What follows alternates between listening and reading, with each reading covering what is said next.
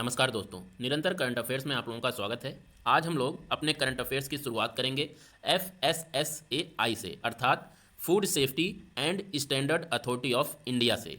इससे संबंधित current affairs पर जानने से पहले हम लोग FSSAI के बारे में कुछ बेसिक स्टैटिक इन्फॉर्मेशन जानेंगे।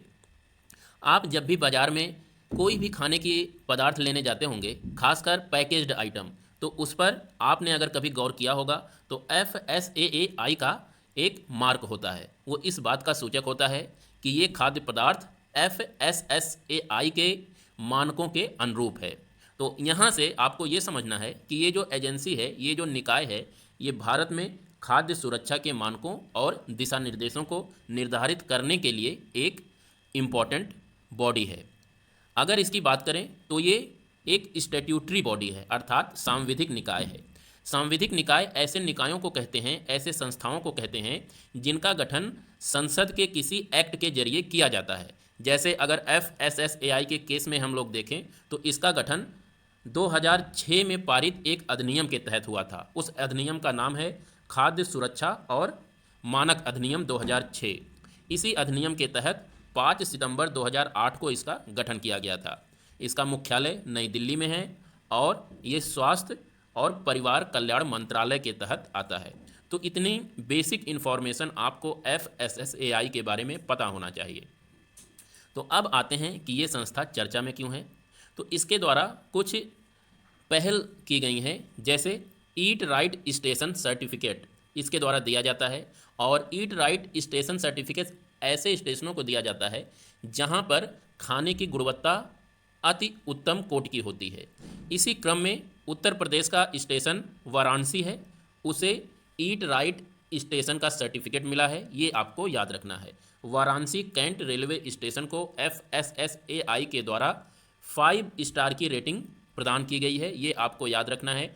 5 स्टार की रेटिंग अति विशुद्ध और अति ऊंचे गुणवत्ता को प्रदर्शित करती है। तो आप ये वाराणसी कैंट रेलवे स्टेशन को याद रखिएगा कि इसे ईट राइट स्टेशन का सर्टिफिकेट मिला है। इसके बाद यहीं पर ही एक दूसरा पहल इसके द्वारा शुरू किया गया है। उस पहल का नाम है ईट राइट कैंपस पहल।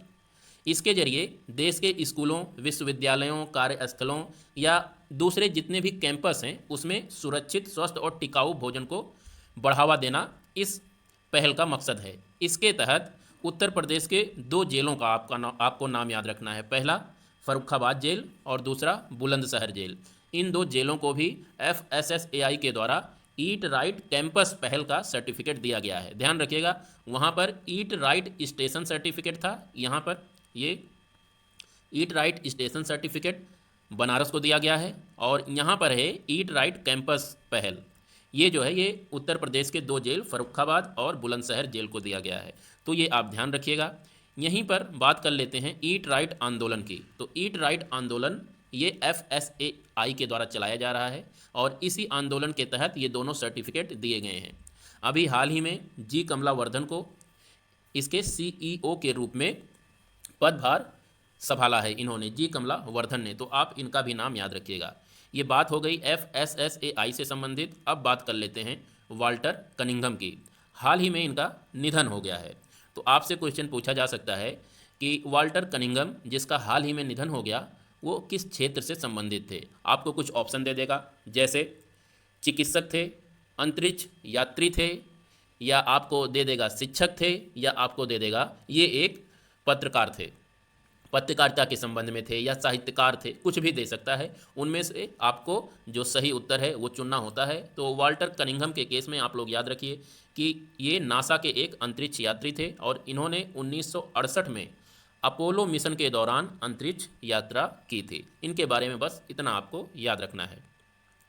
आ जाते हैं अपने दूसरे टॉपिक पर। ये दूसरा टॉपिक है हमारा भारतीय मानक ब्यूरो से संबंधित, ब्यूरो ऑफ इंडियन स्टैंडर्ड्स। हाल ही में इसने अपना 76वां स्थापना दिवस मनाया है, ये आपको याद रखना है।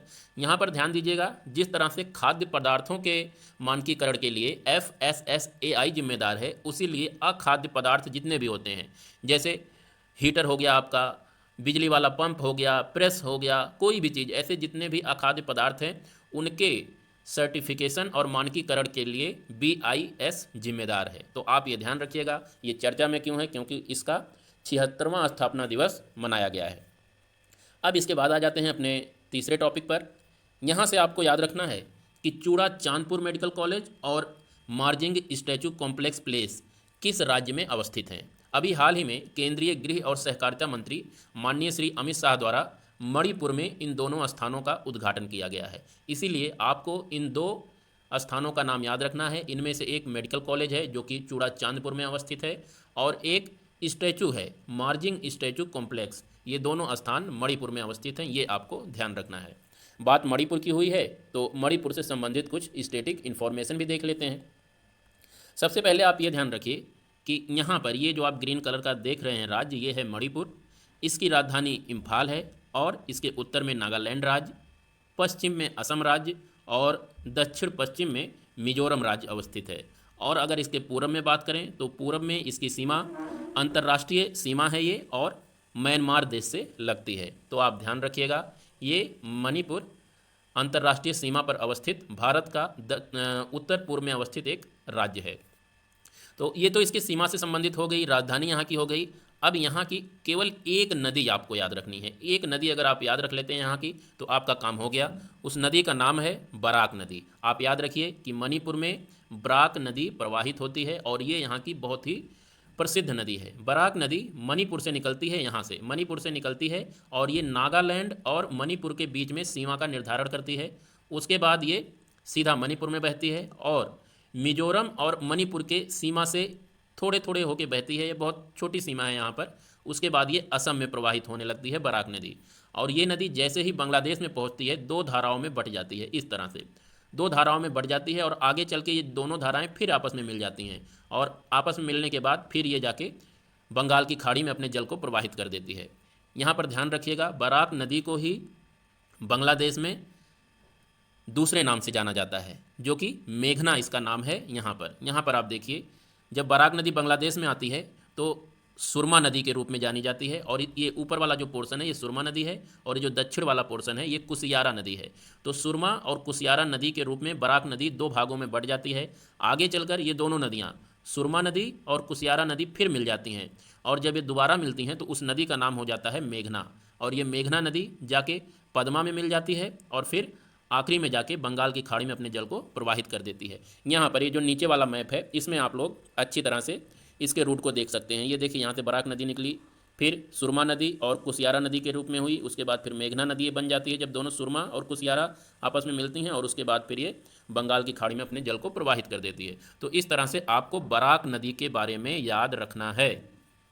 यहीं पर याद रखिएगा, ये बराक नदी जब असम में आती है तो यहाँ पर भारत का राष्ट्रीय जल मार्ग संख्या 6 अवस्थित है। इसी नदी पर national water highway number 6 Assam में अवस्थित है। पूरे असम में जो जितना असम का क्षेत्र है वहीं तक इस नदी में नाव के द्वारा या जहाज़ों के द्वारा आया जा सकता है असम तक। तो इसे भारत ने नेशनल वाटर हाईवे नंबर 6 के रूप में घोषित किया है। ये फैक्ट आप ध्यान रखिएगा।